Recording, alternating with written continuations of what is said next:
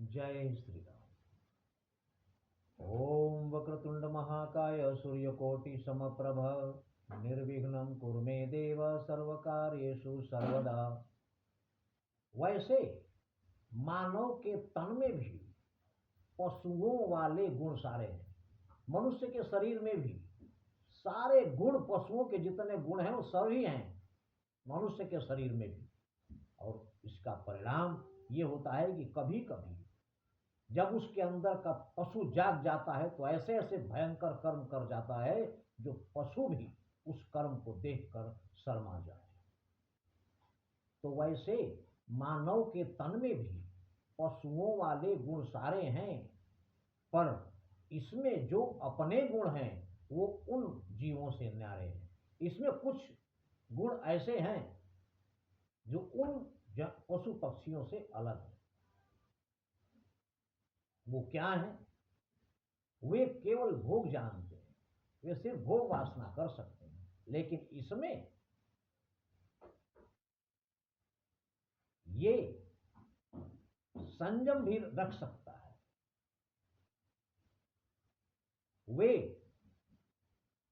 केवल भोग जानते हैं, जानते शयन भी विचरण भी, पर यह संयमरत हो कर सकता बड़ा हितकरण भी, लेकिन ये संयम भी रख सकता है।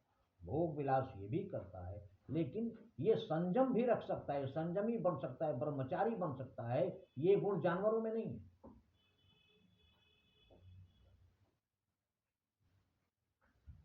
ये दूसरों का भला कर सकता है।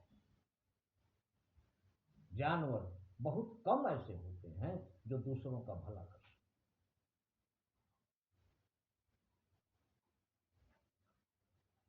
इस तरह वे हिंसा त्याग नहीं सकते। जानवर लड़ाई झगड़ा को त्याग नहीं सकते, उनका स्वभाव बन जाता है और वो उसके वशीभूत होते हैं, उसी में उनकी आदत सी बन जाती है।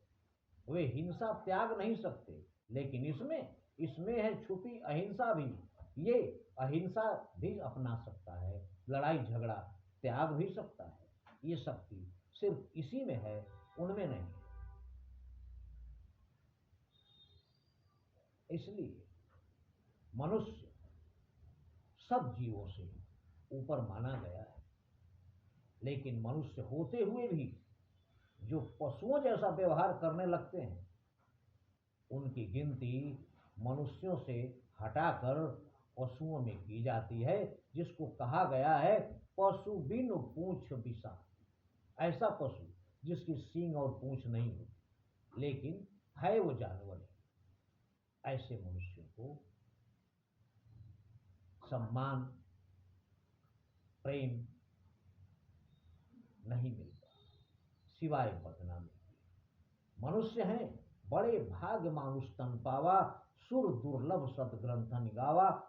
सारे ग्रंथों में, सदग्रंथों में कहा गया है कि 84 लाख योनियों से में जीव भटकते भटकते बड़े भाग्य से उसे मनुष्य का शरीर मिलता है, जिस शरीर को प्राप्त करके वो ईश्वर की साधना करके 84 लाख योनियों में भटकने से बच जाए और मोक्ष को प्राप्त कर ले। किंतु अभागे कर्महीन वे हैं जो मनुष्य का जीवन पाकर भी जानवरों से बदतर व्यवहार करते हैं। ये शाम न विद्या न तपो न दानम ज्ञानम न शीलम न गुणो न धर्म ते मृत्यु लोके भुवि भार भूता मनुष्य रूपेण मृगाश्चरण। जिनके पास न विद्या है, ये शाम न विद्या न तपो न दानम, न तप है न दान है, ज्ञानम न शीलम न गुणो न धर्म, न ज्ञान है न शील है, स्नेह है, इज्जत है, कोई गुण नहीं है, न कोई धर्म का पालन करते हैं। वे क्या हैं? ते मर्त्यलोक भूमि भार भूता, वो इस मृत्युलोक में पृथ्वी का भार बने हुए हैं। मनुष्य रूपेण, मनुष्य के रूप में होते हुए भी मृगाश्चरन्ति, जिस प्रकार हिरण पृथ्वी के घास को, हरी भरी घास को चर जाते हैं, उसी तरह ये इस धरती को बर्बाद करने में लगे हुए हैं। इसलिए उनसे हमेशा दूर रहें और प्रभु श्री राम के शरण में आ जाएं, क्योंकि नहीं कलि कर्म न भगति विवेकु, राम नाम अवलंबन एकु। जय श्री